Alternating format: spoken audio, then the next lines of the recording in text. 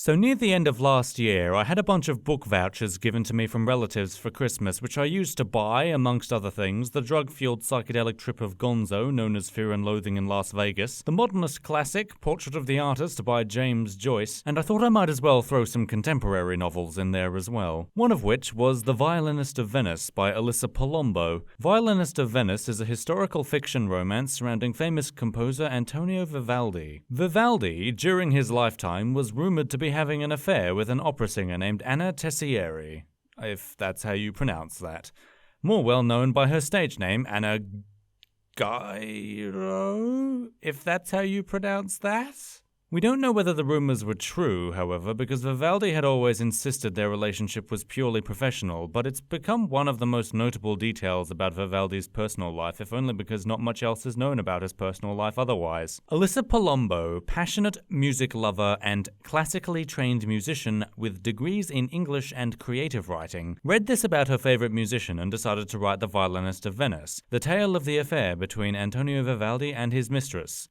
Except the mistress in this novel isn't Anna Tessieri, the woman who was actually rumored to be Vivaldi's mistress. Instead, it's Adriana Di Amato, original character Do Not Steal. Adriana is 18, meaning that she's very young, but not so young that dating a probably middle-aged Antonio Vivaldi would be considered creepy by this novel's intended audience. Vivaldi has been thrown out of the position of the Master of Music at the when this book opens and has already returned to Venice from traveling for a year, so the novel's opening has to take place either on or shortly before 1711, which puts Vivaldi at around 32 years of age. I can't tell you how this romance pans out in the novel because I didn't end up reading the whole thing. I gave up pretty early on, so don't consider this rant to be a judgment of the novel's quality overall. Maybe after the first few chapters the writing quality suddenly rockets back up, or maybe the story and characters are so incredible that they shine through the god-awful writing, but the first chapters are so badly written that I couldn't bring myself to read any more than I did. And telling you why the writing in this novel is bad is exactly why I'm here today. I'm not going to be focusing on story beats, because bad story beats usually take a while to manifest and I didn't get far enough into the story for that. No, what I'm going to be talking about is the actual word-by-word writing. So let's do a close reading of the first chapter and a bit of this novel, and we'll see if we can't have some fun and generate some constructive writing tips while we're at it, shall we? By the way, many thanks go out to Crowne for providing the voice of the narrator. Symphonia. That's opera speak for prologue, by the way. Yes, this is one of those novels. Flames. So this is the first sentence of the novel, just flames, and right off the bat this is lazy, uncreative, and meaningless. Let's emphasize the word meaningless, though. In The Stranger by Albert Camus, the first sentence of the novel is, "Mother died today," and that's how you do a short first sentence right. These three words immediately get across a powerful idea. You only need to read this first sentence and you already know of the tragedy that acts as the inciting incident in the novel. You also know that the novel is written in the present tense, and you might even be able to pick up on a few characteristics of the person narrating the story. But if you just write flames, it doesn't mean anything. In order to understand what this first sentence is referring to, we need to read on in order to get the context. In and of itself, that technique is fine, but the way it's done here is lazy because it's just one word that then transitions immediately into a droll explanation of what it meant. Speaking of which... Flames. That is how I remember Antonio Vivaldi. The flames of his red hair, semicolon. The flames of the candles that flickered determinedly around him as he composed late at night, semicolon. The fires he would kindle in the grate in the cold, dark winter, the red-orange glow lighting his bare skin, semicolon. The passion with which he played the violin, such passion that I would not have been surprised had the strings, the bow, caught fire. So first, yes, I stacked the deck against this passage by telling Crown Prince to read out all of the semicolons.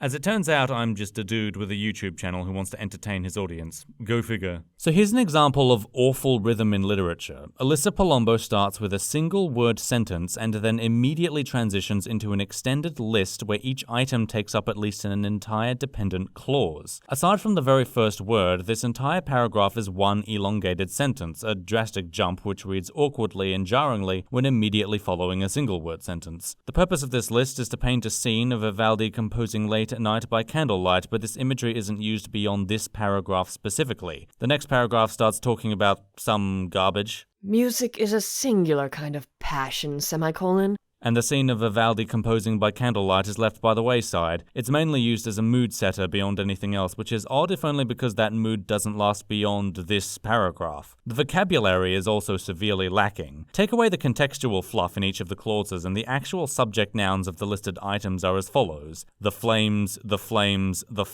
the passion. Each item clause starts with the definite article into a subject noun, the item, and then is followed by a fluffy tale of context. This is an incredibly dry and uninteresting way of painting a scene because it feels as though the narrator is slowly listing out each individual detail, which technically they are. This is literally a list of details. It's not impressive, it's not creative, it's a chore to read through, and the stupid melodramatic tone of the word choice and syntax makes it more cringeworthy than anything else. It also reads awkward as fuck because Palumbo wrote each item as an entire dependent clause and then added extra clauses into two of them, which ends up being what necessitates the semicolons. A quick refresher on semicolons. Semicolons are basically a stand-in form of punctuation. You're supposed to use them in place of either a period or a comma for various purposes. The most common use of a semicolon is as a stand-in for a full stop when separating two independent clauses. The semicolon is used to signal that the idea in the first independent clause leads directly to the idea in the second independent clause, and consequently the person reading the text shouldn't give as much of a pause between the clauses as they would for a full stop. But that's not what Alyssa Palumbo is doing. In this case, the semicolons are standing in for the commas that would normally separate the items in a list. The semicolon here is essentially supposed to prevent confusion as to the separation of each of the items because two of the items in this list contain extra commas. Let's say you are making a list of cities: Melbourne, Sydney, Adelaide, and Hobart. This is a normal list where the items are separated by commas, but now let's say that you wanted to include the state that each city belongs to: Melbourne, Victoria, Sydney, New South Wales, Adelaide, South Australia, and Hobart, Tasmania. Well, now this list looks utterly confusing. It looks like the states are separate items from the cities. To avoid this confusion, you would use semicolons as so-called super commas, so that the semicolons end up separating the items in the list and the extra commas don't cause confusion. In the case of Alyssa Palumbo's writing, however, this use of grammar leads to extra confusion upon the first reading. Because each item on this list is verbose enough as to constitute a dependent clause, I had to do a double take on this passage because at first glance I couldn't see which use of the semicolons was supposed to be interpreted here. This is more important than you would first think because a different use of punctuation affects the rhythm of how the reader vocalizes the paragraph, even when reading in their head. You might say that I shouldn't be confused because the full colon near the beginning of the sentence designates this sentence as a list, but an alternative use of a colon is to stand in for a semicolon if the independent clause following the colon is a direct explanation of the clause preceding the colon, which it is.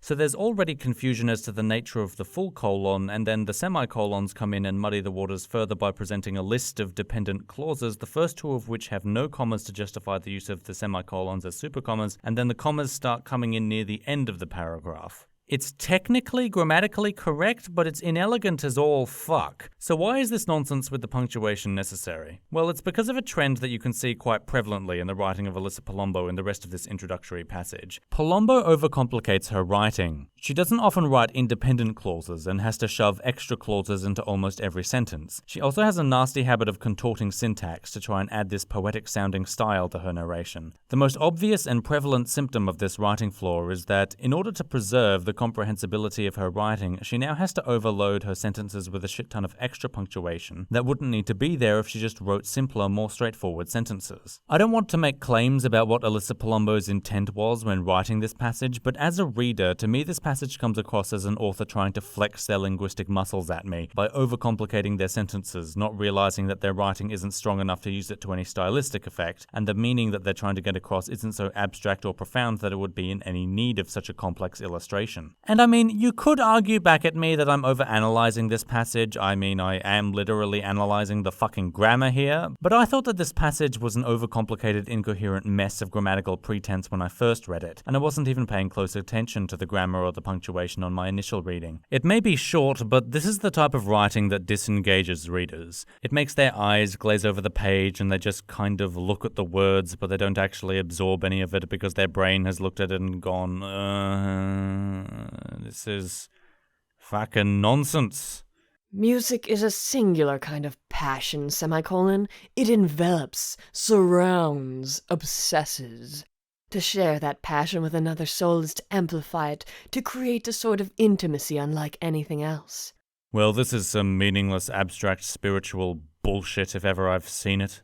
Okay, so music is a singular kind of passion is a stupidly hollow statement that isn't helped by the context of what we've read thus far, but at least it makes sense conceptually. Music is a passion, i.e. an object of intense affection, and it is unique as a kind of object of affection. Then in the next clause, it, referring to music from the last sentence, envelops, surrounds, obsesses?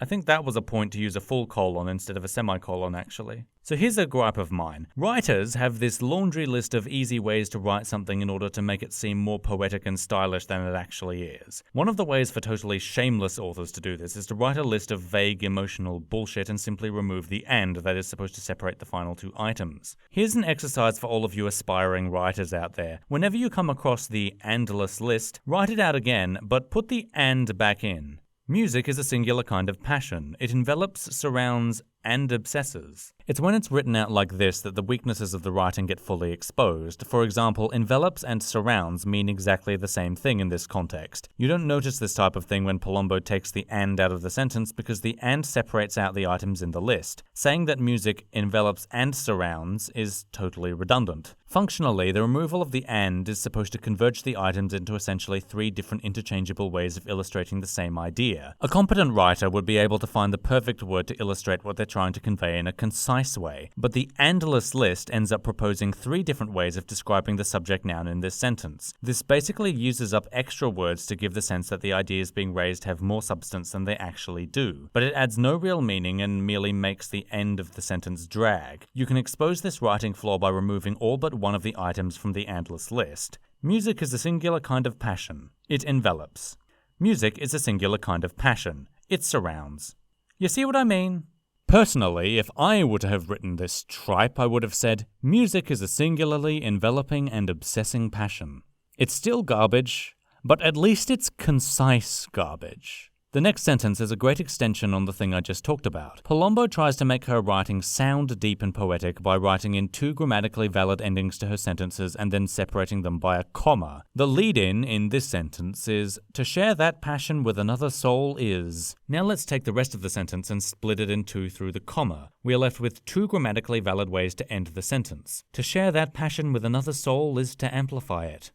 To share that passion with another soul is to create a sort of intimacy unlike anything else. This reveals yet another lazy and uncreative writing technique to give the impression of depth and substance. Write a complete sentence, end it with a comma, and then pull back to the middle of the sentence and finish the sentence in a different way. This will make it sound like your subject noun needs an extended description, when in actuality you are revealing that you don't have the writing capabilities or skill to concisely illustrate your intentions. Oh, and why is there a sort of stuck in the middle of this clause? To create a sort of intimacy unlike anything else? That use of language doesn't congeal. The sort of completely sticks out of the clause. It reads like a road bump.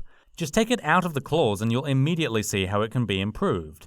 To create an intimacy unlike anything else. That just flows better. Vivaldi gave my life fire, passion, heat. There was a time when, without him, I was frozen, when I was like a corpse interred in a tomb of ice. Apologies for accidentally writing hyphen into this script I gave Crown Prince.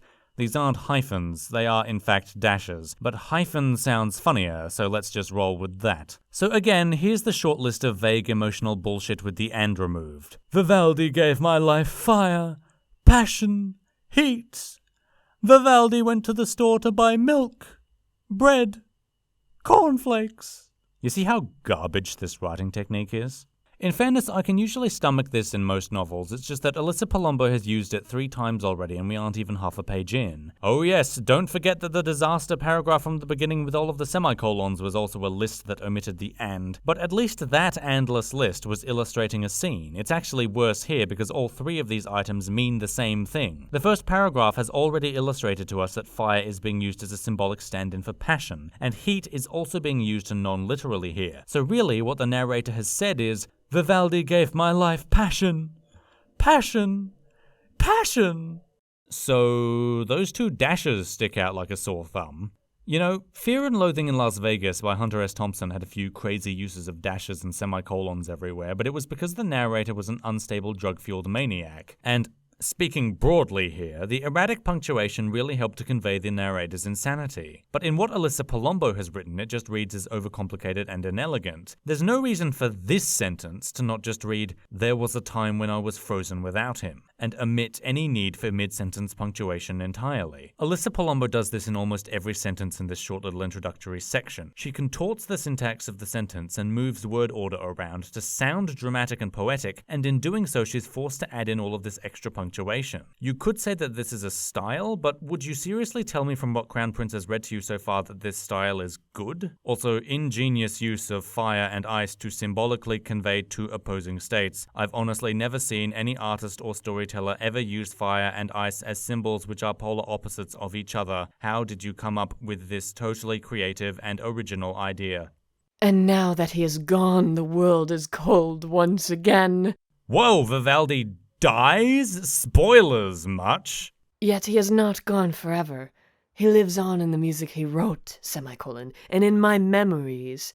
But with the pleasure of remembering, it seems, always comes pain, And if there's one thing I have learned in my life in Venice, this beautiful, incomparable city of water and music and masks and deception, it is that we must live through both pleasure and pain as best we can. You know, here's where just removing the semicolon and not even replacing it with anything would actually be the grammatically correct thing to do. So here's another example of Alyssa Palombo lazily contorting the syntax of the sentence for the sake of making it sound more dramatic. In this case, she's moved the subject noun to the end of the sentence for the punchy single-syllable buzzword, and then put "it seems" into a clause in the middle of the sentence for some reason. Again, this reads like a road bump. The sentence, if written with normal syntax, would read like this. But it seems pain always comes with the pleasure of remembering. Pain gets shifted to the end of the sentence so it can end on a strong subject noun, much like Donald Trump. No, seriously, click the link. Again, I don't want to make presumptions about the author's intent, but it seems to me as though Alyssa Palombo thinks that adding extra clauses makes the writing sound more impressive. It's apparently not good enough for a sentence to simply say, "If there is one thing I have learned during my life in Venice, it is that we must live through both pleasure and pain."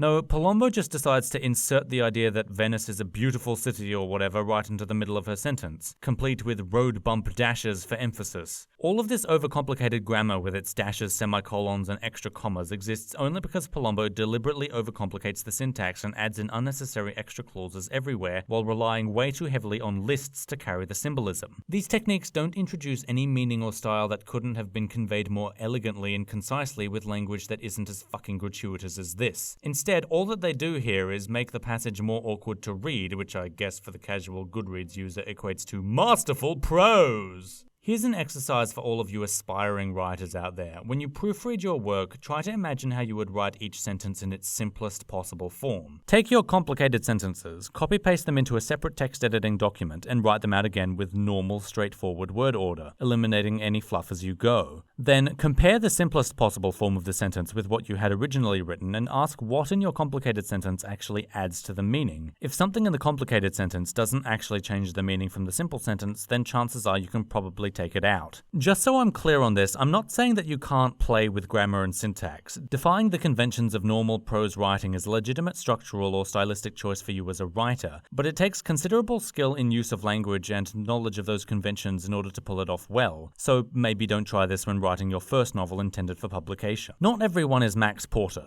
and let's be honest, even he didn't make it through a short novella without dropping the ball at least a few times. By the way, the word "and" appears 6 times in this paragraph. Twice it's used as the first word in a sentence, which is just bad, and another 3 ands are all stuffed into this dependent clause bookended by the dashes. Notably, Palombo has gone from using 3 lists with no ands to a list with 3 ands. God, why are there so many lists? It's so stupid! So that introductory passage was 236 words long, and my word count for this script says I've written over 4,000 words on it. Go me, I'm using my time so productively. Tune in next time when we'll be tackling Chapter 1, and before you ask, no, I'm not doing the entire novel.